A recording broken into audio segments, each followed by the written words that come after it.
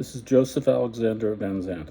I will pose a theory which I call the complete lives of stars. The complete lives of stars is as follows.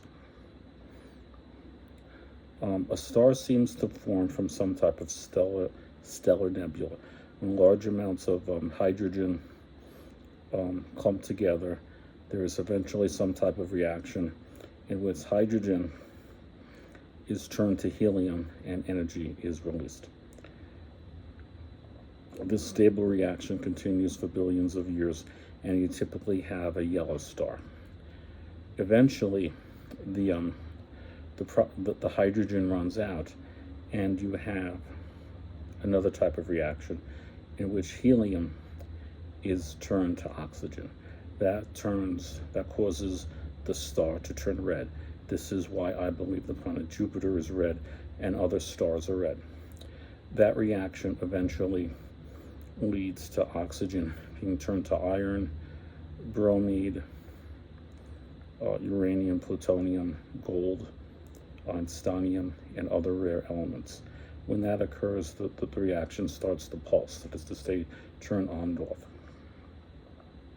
Eventually, the reaction releases a huge amount of heat, and there is what's called a supernova, meaning a huge amount of heat is released, and most of the star's mass is released, and you have a small amount of matter, or a solid core, which is left. This is often called a brown dwarf. When you have a brown dwarf over a long amount of time, the brown dwarf eventually draws comets or asteroids, and you have water and the process of erosion, and then you have what I would say a planet something like Earth is long ago. On the planet Earth, where we live, there is internal heat. There is what's called volcanization. There are volcanoes on places like Mount Pinatubo in the Philippines, Mount St. Helens in Washington State. There are volcanoes in Iceland, in Greenland, in Mount Vesuvius in the boot of Italy. There are many volcanoes on the planet Earth which occasionally erupt and which have lava flow.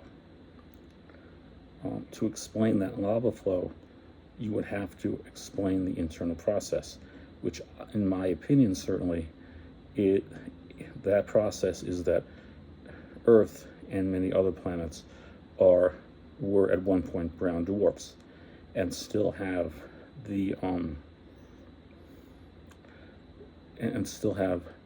remnants of when they were stars and red giants and supernovas.